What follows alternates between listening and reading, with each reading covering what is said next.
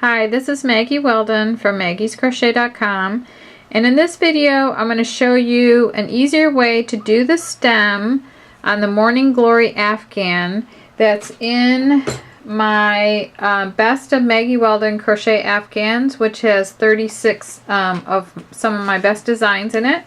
And the item number is LA3859, and you can just search that on maggiescrochet.com.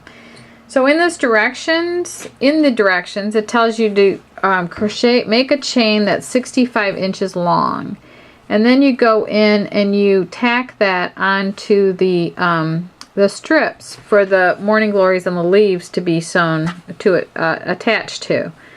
So I'm going to show you a different technique. You can do it that way, but I think this way is a little bit easier. So here I've got a strip that doesn't have the stem on it, so that's where I'm going to start. And I'm going to start right down here at the point. And I'm going to put a loop, slip knot on my yarn, the end of my yarn. And to do that, I make a loop. The strand that's over the top of that loop goes to the back like this, and it cuts the circle in half. And then I'm going to pull that up out of the center. So see how I have that across there, down through the center, and then out. So the slip knot's good because you can pull it out easily, and you can adjust it when you put it on your hook like that. So I really like using a slip knot. And you can adjust it, it should be floating like this. But for this, I am not going to put this on my hook. I am going to put my hook from front to back through where I want to start, and see that there? I've got it from the front to the back, and I'm going to pick up the loop in the back, and I'm going to work with my yarn in the back of the piece. So my yarn is going to be held at the wrong side of my piece, and I'll be working the stitches on the top side, on the right side of my piece. Sometimes this is called Tambour Crochet, and I think there's another name for it too, but I don't remember. So you draw that loop out of where you want to start, like this, right? And then you go back in, you skip a little space, you go back in and you catch the yarn from the back side and you bring that out. So you just work your chain like this, and you just keep bringing it out of the holes, or out of the stitches, wherever you want it to go. So you could work your chain all the way up this piece with this technique. See how that's looking there? So what you want to do too is kind of curve it, as you see in the picture. And I'm just going down, and I'm holding the yarn in the back side right here.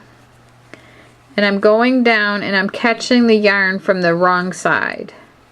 So I'm going to go down here, and I'm going to pick up the yarn from the wrong side, just like this. See that?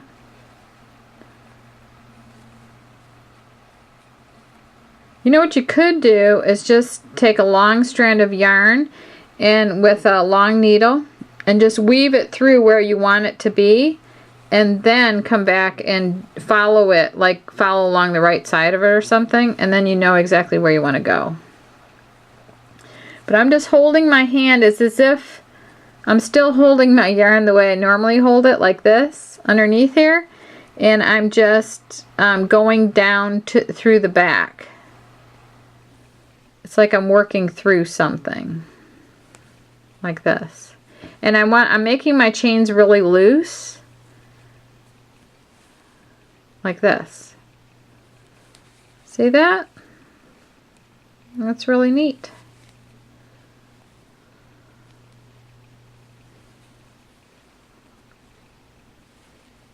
I don't know where I ever learned to do this, but I think I saw it in a book.